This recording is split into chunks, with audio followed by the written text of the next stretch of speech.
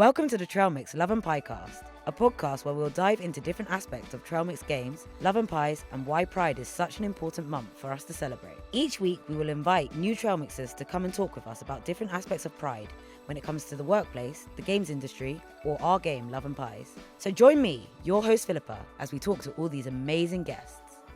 Welcome to episode 1 of the Love and Piecast Pride mini-series.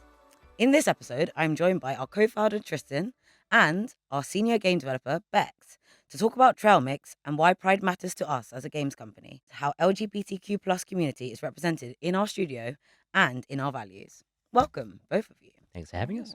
I noticed quite quickly you're wearing some funky socks. I decided to go thematic today. I don't know if you can see it down here, but I've got my Progress Pride flag sock on this leg. On the other leg, I've just got octopuses, so not quite as thematic, but I did what I could. Awesome. Yeah, love it. I mean, you don't have to show your socks if you don't want to.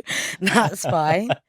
Little icebreaker. What's a piece of queer media or a queer creator that inspired you? Or maybe you're just your favorite piece of queer media? That's a good question, because basically all of the media that I consume now is queer in some capacity, really, I think. I had a good time watching with my best friend She-Ra, the new She-Ra, the recent one, which doesn't get super queer until towards the end, but that was super fun, and I had a really good time watching that with my friends.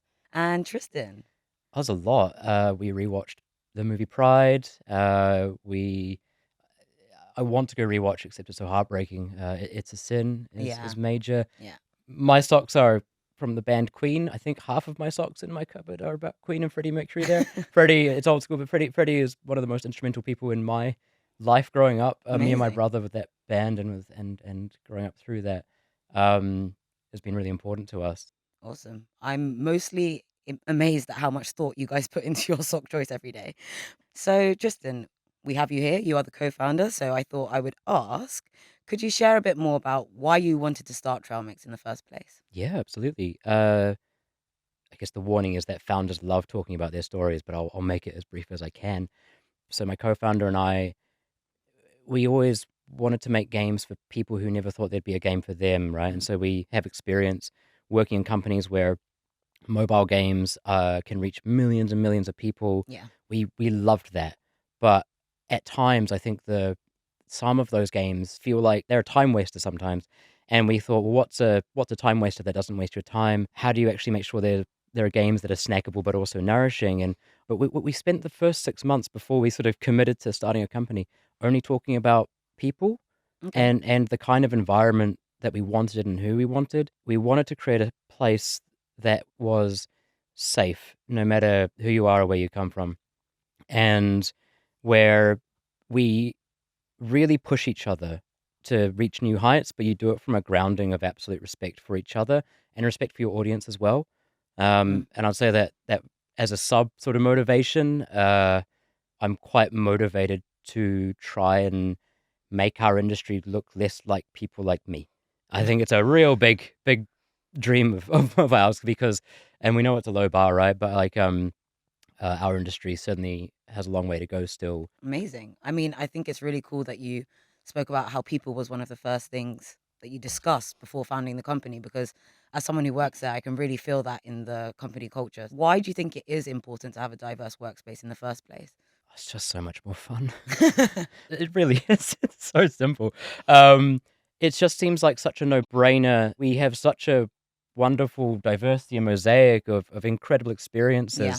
And if we want to say, like, we want to make our games not just accessible to, but meaningful to, just a huge range of people from all walks of life, and the importance of it is really big, because our world is not equal. My goodness, there's so many problems. We have so many groups of people who do not exist in a space of safety. Yes. To actually express themselves as they should, and so therefore it becomes not just fun, but it becomes our moral duty to course correct that and do our bit, knowing the importance of, again, coming back to sort of story worlds and all different media, just how powerful that is to normalize the world that we believe should be normalized. Yeah, I agree, especially for a story-driven game, to have those different perspectives makes a whole world of difference. I think games specifically as a media are particularly great. And like in order for something to be a game, it has to be interactive, and you have to be involved in propelling the story in some way or other. And I think in that way, having representation in something that you are involved in is particularly, or can be particularly meaningful. I think in order to make a game like that, you have to have a team like that, and you can't do that if everybody is like your stereotype of a games developer being just like, you know, cisgendered heterosexual Mm. white man in like, I don't know, 30s ish, Yeah. etc. I think it really shows in what we make. I think Love and Pie's story is pretty amazing, and it continues to be. Yeah, I love that. And I agree. I haven't been here for quite as long as you, but the team has grown loads. But the values being at the core of the company help keep us in that mindset. So yeah, it's really cool. So how do you feel that representation extends outside of our game and inside of our studio? Well, I mean, I think just the people at Trailmix are very good at being aware of when they might be biased, or at least Yeah. they are. I don't think anybody is not working on their Mm. internal biases, and the subset of people at Trailmix that are queer has. I think we're disproportionately high compared to other companies, at least the ones that I've worked at. Mm, And recently, we've actually kind of formalized that because Trailmix has grown so much yeah. recently, and we formed a diversity and inclusion group, which is a bit more kind of structured, and it's the intent there is to kind of advise on what we do want to go forwards with, what we want to kind of hesitate on, give people basically a chance to say and contribute and step in if we think there's going to be some kind of misstep or anything. Yeah. One of the things that I had a bit of a hand in was we put out a message for Trans Day of Visibility, which is very important to me. And I have a lot of friends and family who are trans, Yeah. and it was very important to me that we highlighted some of our trans characters. And they were already trans. We didn't have to make a character trans. Like, this person was already in the canon of the story trans, but we just hadn't talked about it before. Mm, I think it did have a much more positive reaction than I thought. And there was at least one person who sent in a very lovely message and talking about how this character was super important to them, and knowing that they could identify with this character so strongly was like really made a difference. And Mm. that's the kind of message that is the most important thing to yeah. hear Mm. as a games developer. That's awesome. I'm hearing a lot of like it wasn't necessarily intentional to build Trailmix in this way, but it kind of becomes born out of our values, born out of the people that we Mm. are, and also we do have a lot of intention when it comes to how we want to represent that in our game. But it's also our responsibility to take it further than that, and that's where you can't be afraid to say no. Therefore we need to make sure we get the research in. Anyone who is not in the studio itself, Yeah. we need to reach out to as well. And there are ways you can go about that to make sure you are representing authentically or Yeah. in the right spirit, I suppose. Yeah. So moving a bit away from Trailmix and more to the games industry as a whole, how have you seen the games industry progress in terms of the LGBTQ representation? I mean, I think representation in general, the games industry's got better at. Yeah. From an internal perspective, it's definitely seemed like the games industry, in terms of its people, have become more diverse. And there was a big shift around, I want to say, 2015-ish. Um, Unfortunately, there was a big backlash against the concept of diversity Mm, within the games industry.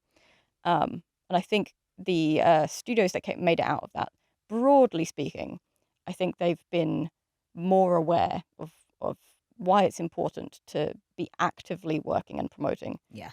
diversity in all of the various ways. And obviously, Mm. the games industry has long, long, long way to go. The games industry has a very long way to go. Mm, But something I think will be really important going forwards is focusing on intersectionality, because mm, people are not one-dimensional caricatures. I've been kind of quote unquote the angry feminist at a previous job.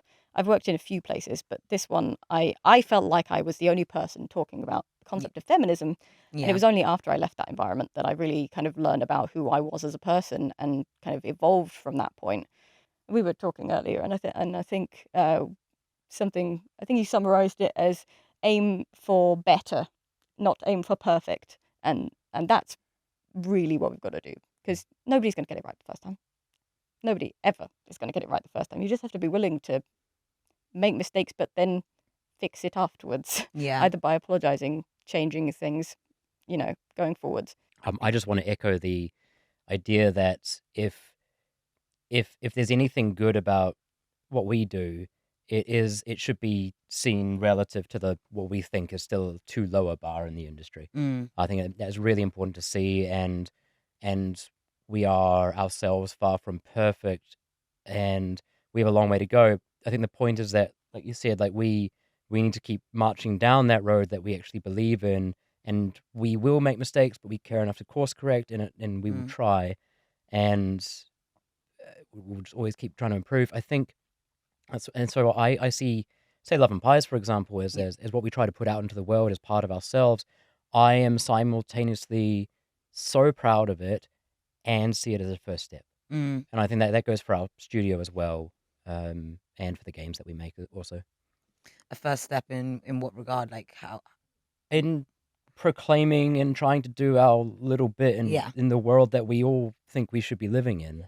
Did you have anything to add for that, Bex? I don't know if I can really tag it onto anything that we were talking about previously. Give it a shot. But just while I'm here and I've got the audience of presumably Love and Pies players, I want to say thank you for playing. And I hope that this little kind of mini series is proof that we're not some kind of faceless corporation. Sometimes when we do things like send out the Trans Day of Visibility message, it kind of tickles me, and also it kind of amuses me, and it also makes me go, no, wait, when I see people commenting things like, even companies are doing this sort of thing now. Clearly they see it's profitable, and I'm like, no, we're real people, and I didn't push for that because because we're a company, it's profitable. I pushed for it because it's something that matters, and it wasn't just me, to be clear. It was a lot of our team members that were really keen on doing things like that, and it, like, I guess that's the biggest thing that comes out of having a team that's diverse is stuff like that, and pushing that representation. But it definitely comes from real people making decisions that about things we care about. Really true. And I feel your passion, and thank you so much for joining us today, because this has been awesome. I do have one question to wrap up. As a co-founder, what are you most excited for Trailmix in 2024 and beyond? Oh, so much. I think I said earlier that where we are today versus where we are tomorrow is always the thing. I'm really excited about just making sure we do better across whichever metric you want to say. Like I said, I think we're a work in progress, and actually finding ways to safeguard and elevate the good that we can do, and finding the new ways through that. And that will be through how much further can we as a group take Love and Pies. What new ways of I guess trying to have that positive impact on the world or subsection of it through our new games as well is really important.